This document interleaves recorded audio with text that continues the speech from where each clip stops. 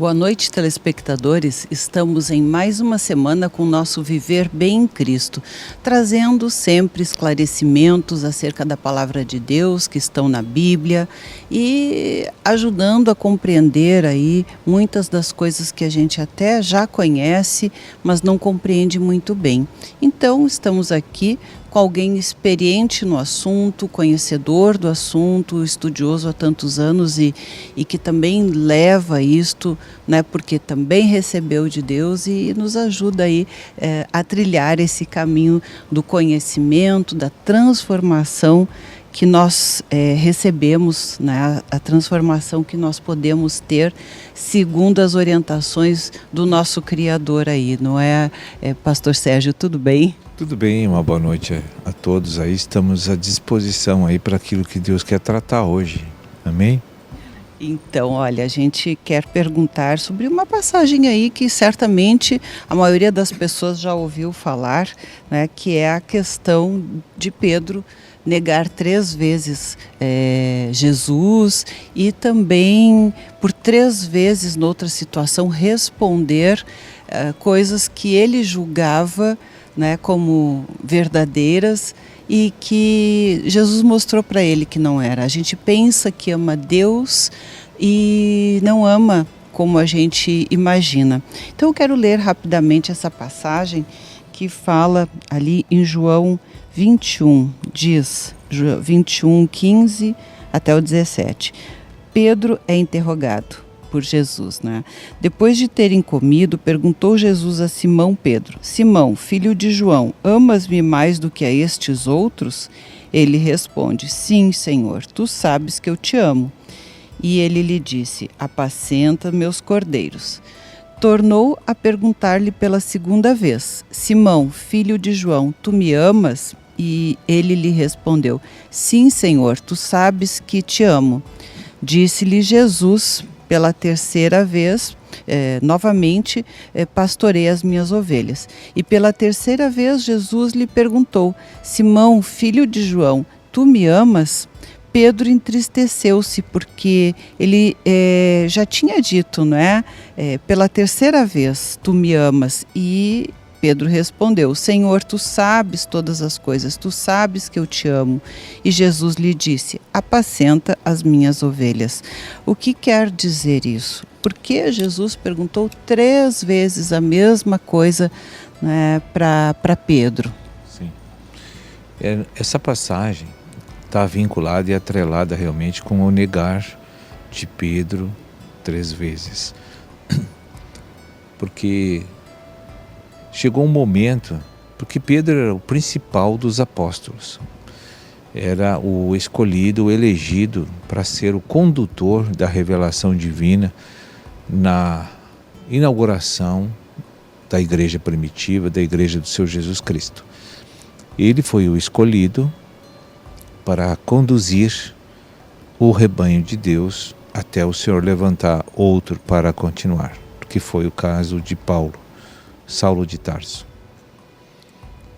Que na verdade os dois ficaram na linha, mas quem atuou mais de um determinado momento para frente, do capítulo 9 de Atos, a gente percebe que Saulo tomou a frente pela decisão e escolha divina para tocar a economia divina à frente.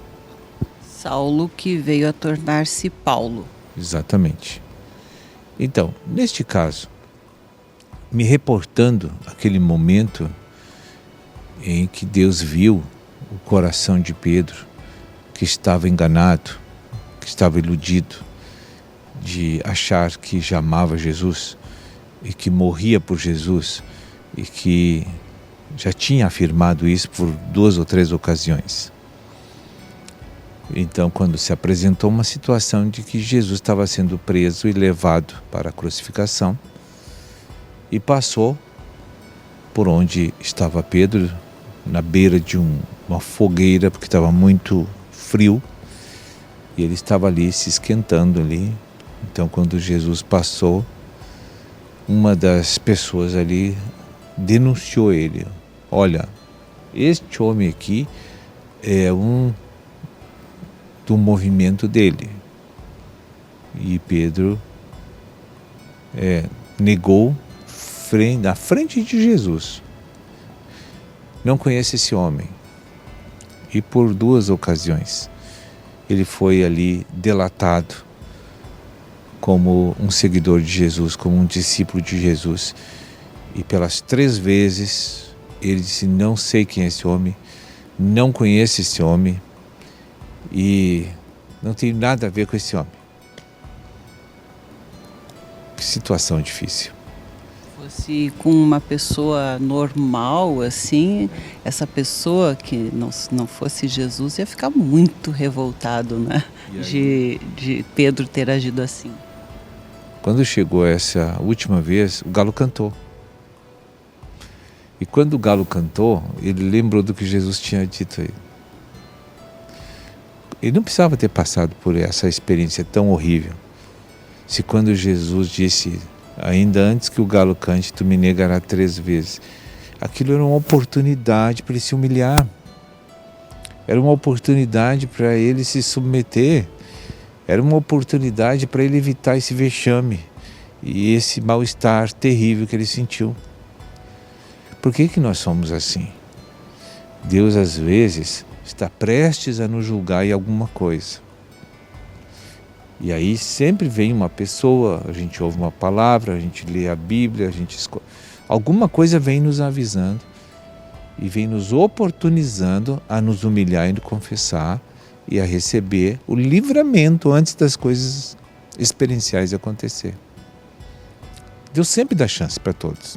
Eu digo para você que ninguém vai ser julgado por Deus como Pedro foi aí, sem que Deus dê uma chance para a pessoa se arrepender.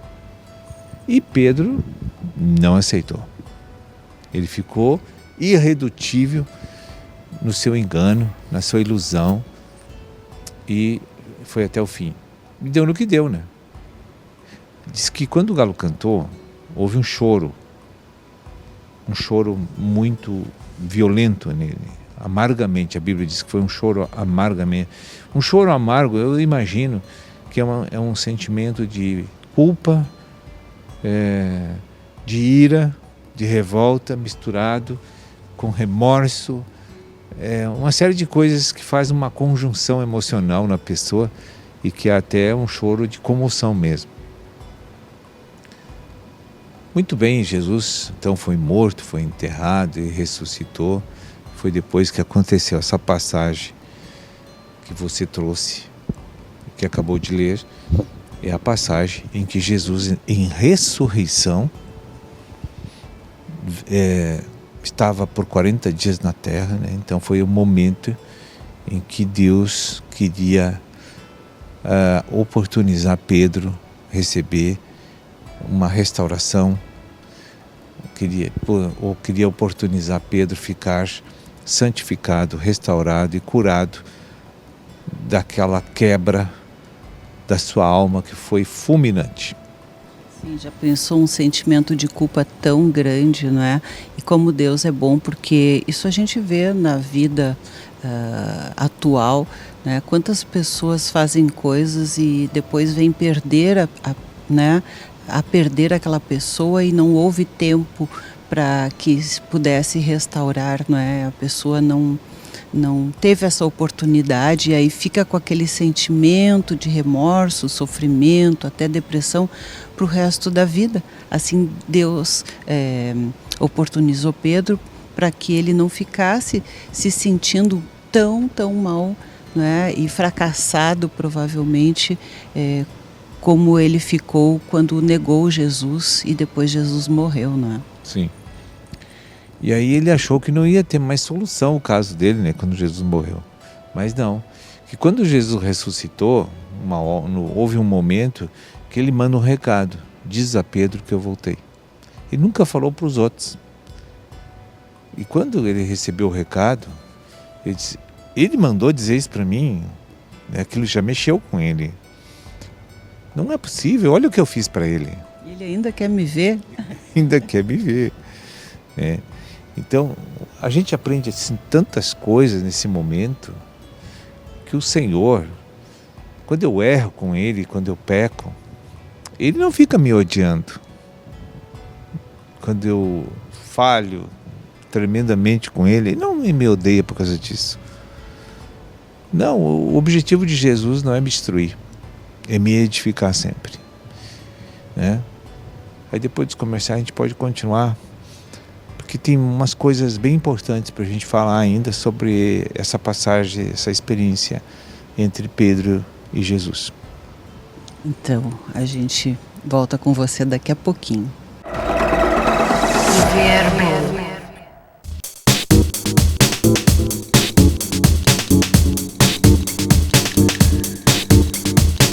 Voltamos e continuamos com o nosso Viver Bem em Cristo, falando sobre a passagem logo depois, onde Pedro negou Jesus as 3 vezes, não é? De certa forma traiu o seu amigo, ele que viveu anos com Jesus, conheceu Jesus, almoçou, jantou, caminhou, né? Compartilhou uma vida com Jesus e acabou negando, né, Jesus por 3 vezes, porque deve ter sentido realmente muito medo.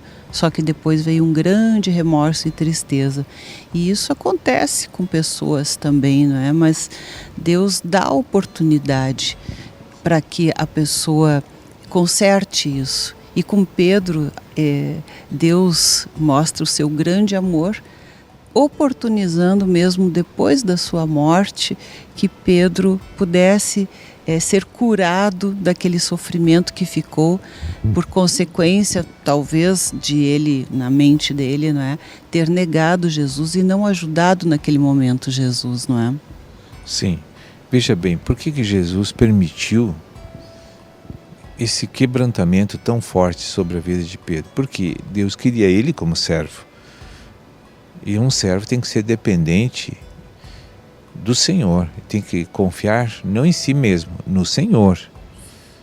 E para servir Deus temos que ter tais condições. Só que Pedro tinha uma autoconfiança. E aquilo ali era um empecilho para pós-morte e ressurreição de Jesus, ele continuar como líder de Deus e levar o Evangelho a milhares de pessoas como Deus fez com ele. Então Deus tinha que, antes de partir para a glória, tinha que arrumar a vida de Pedro e fazer uma restauração naquele servo e retirar o principal problema dele, que era a autoconfiança. Pois é, e tanto confiava nele mesmo que quando Jesus disse que ele o negaria por 3 vezes, ele disse: não, imagina, eu vou morrer por ti, não é? Ele disse que morreria por Jesus e na primeira, né, oportunidade ele negou, em primeiro teste já rodou, né? E assim creio que nós somos também. E aí então, quando ele chorou amargamente, a autoconfiança foi quebrada, porque ele descobriu como uma autoconfiança quebra na nossa vida, quando a gente descobre que não é confiável, que nós não somos confiáveis em nós mesmos. Porque até Pedro acreditou naquilo que ele disse. Naquele momento ele pensava e sentia aquilo. Ele foi autêntico, né? Ele falou verdadeiramente aquilo. Não, Senhor, não é? Eu vou morrer por ti. Então a gente muitas vezes tem essa confiança de que a gente e vai fazer aquilo, mas chega na hora H, não consegue, mesmo que tenha tido uma boa intenção lá atrás, achava que faria aquilo de uma forma, né, adequada e acaba vendo que não consegue, não pode ou não tem coragem, enfim, capacidade de cumprir com aquilo, não é? É verdade. E aí, depois dessa autoconfiança ser quebrada, vem muita dor, vem muito arrependimento. E ele disse: olha, eu não era confiável, eu não posso confiar em mim. Ele descobriu isso. Olha só o que eu disse, olha só o que eu fiz.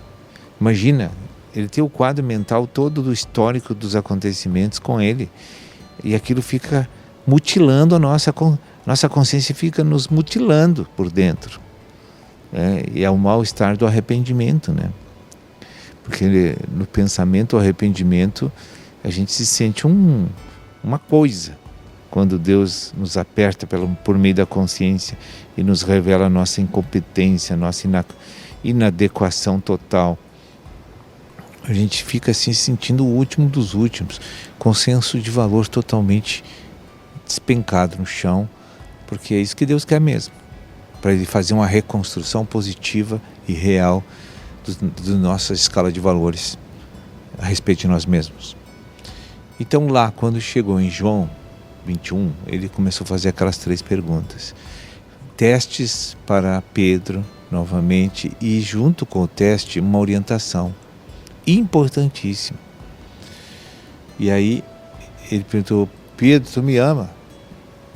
E Pedro... Já ficou com medo de responder. Ele não respondia: eu te amo sim. Não. Ele não tinha aquela conotação, aquela tonalidade de autoconfiança mais. Tu sabes que eu te amo. Olha, ele jogou para Jesus analisar se ele amava ou não. E ele não sabia, mas Jesus sabia. Então tinha senso de realidade nisso. Então, pela 3ª vez, ele perguntou se amava, e ele sempre respondeu jogando para cima de Jesus a afirmação, e não ele. Então ele não podia afirmar mais nada, ele aprendeu, e ali ele ficou completamente liberto da sua autoconfiança naquele teste, porque então Jesus dava uma instrução final para ele: bom, se tu me ama, tu vai ter que fazer isso, daqui para frente. Se tu me ama, tu vai ter que fazer mais isso. Se tu me ama, tu vai ter que fazer mais isso. Então, sempre que algo é quebrado em nós e restaurado, precede o serviço que eu vou prestar para Deus. Senão não houve quebrantamento. Então, o que adianta? Eu me arrependi, mas eu fico sentado sem fazer nada para Deus? Que arrependimento é esse? E minhas responsabilidades que são explícitas, que é consagrar, gerar e cuidar. São as 3 coisas que eu tenho responsabilidade com Deus. Não estão sendo feitas. Aí eu digo que me quebrantei, que me arrependi, mas continuo inativo para Deus. Então eu não me arrependi. Entende? Então eu tenho que orar, eu tenho que buscar conhecimento da palavra, que é consagração.